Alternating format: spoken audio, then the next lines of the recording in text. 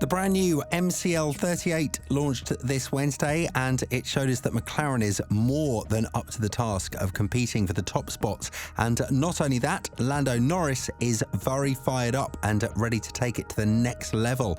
With the 2024 season fast approaching, McLaren must not afford slip-ups like the first half of the 2023 season, because they'll quickly fall in the pecking order, and unlike last year, they might not recover this time. So what is so special about this car, and what is Lando preparing in his arsenal this year, and could it be the tipping point that will make McLaren the second best team?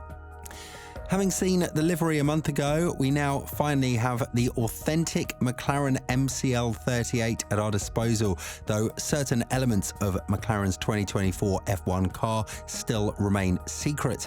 This behaviour is, of course, normal in Formula One, especially during the launch season, and McLaren is not unique in withholding details, as dummy components and ambiguous renders are commonplace. However, McLaren has been notably cautious in revealing sensitive areas of the car in the images of the MCL38 that it has shared, supposedly portraying the actual vehicle used in the Silverstone shakedown on Wednesday. And this is not the first time. I mean, McLaren has a recent history of tampering with images of its car post-launch, a practice evident even last year when dissatisfaction lingered over its underperforming 2022 car. However, circumstances have evolved significantly since then, with the anticipation that McLaren's new car may be formidable competition, potentially causing concern for rivals, including Red Bull.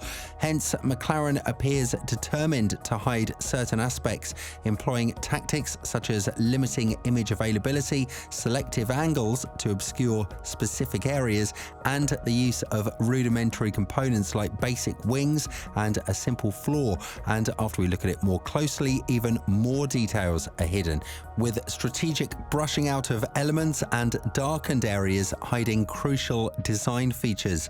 McLaren's decision to unveil the car at Silverstone, where spy shots often surface ahead of its traditional Bahrain debut from the previous year, does underscore their intent to control the narrative by selectively revealing design elements. Team principal Andrea Stella promised an innovative evolution with the MCL38, and there are evident indications of that. One noticeable departure is the side pod inlet, adopting an overbite style rather than the underbite favoured by other teams, notably pioneered by Red Bull with its aggressive letterbox shape, and McLaren seems to be charting a new course after initially following Red Bull's direction with that last year.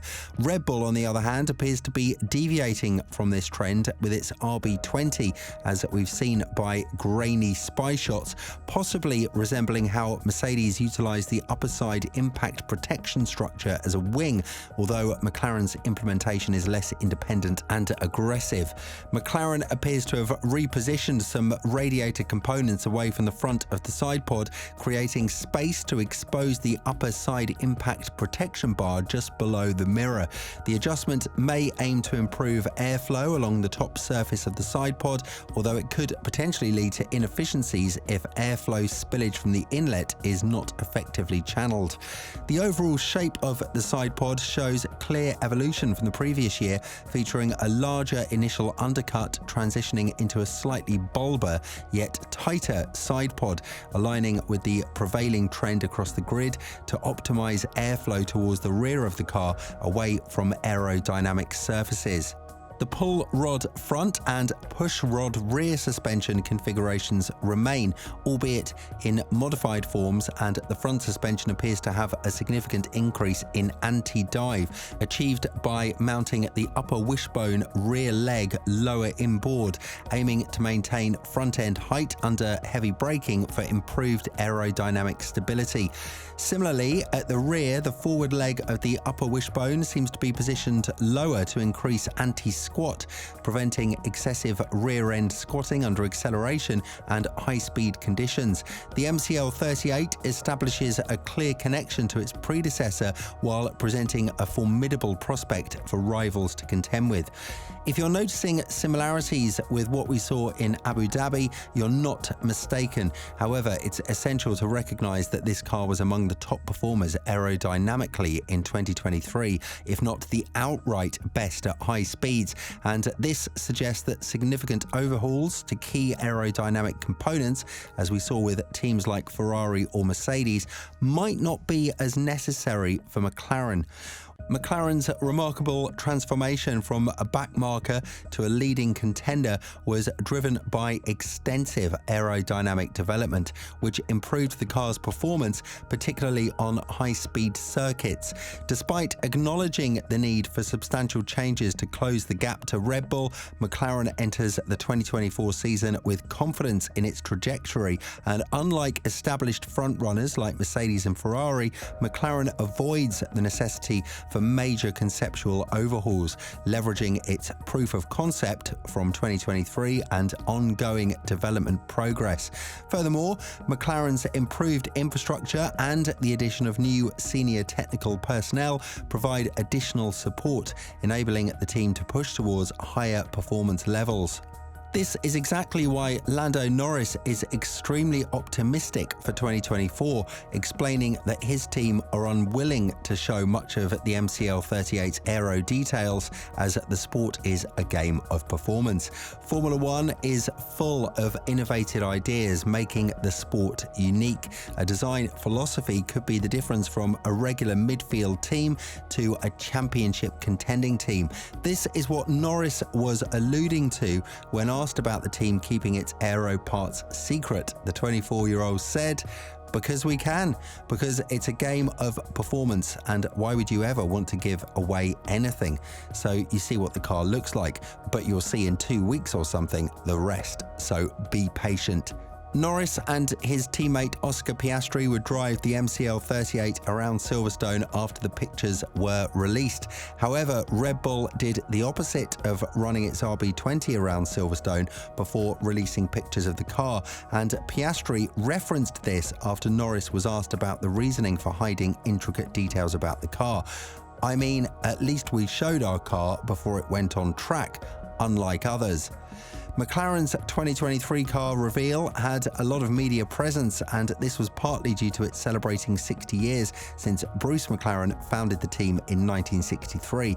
However, Stella said that the simple reasoning of not having strong media presence in 2024 was simply to try something different.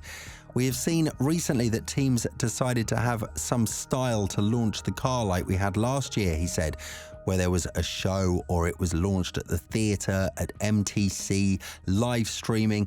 But we also see that sometimes you may want to have just a lower profile in launching your car. So I guess also these approaches can be alternated over time. And we went from last year's glamorous one to this year, which is low profile. This is not only technical or operational aspects, this is also marketing and commercial. So, you know, Formula One is a large business. It's not only technical, like I say, and we need to take into account all these requirements and variety of approaches." The question now everyone is asking is, do these secret changes really make a difference to rivals? Possibly not, but if McLaren was willing to do that with the MCL60 after an underwhelming 2022 and knowing it could be uncompetitive at the start of last season, then it's no surprise to see it do so now when things are different.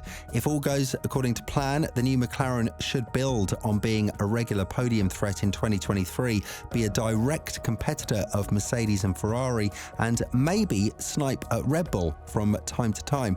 Whether you think there's any point at all in hiding parts of a car the whole world is going to see from all angles in a few days' time, McLaren is at least more likely to have something worth hiding now than in previous winters.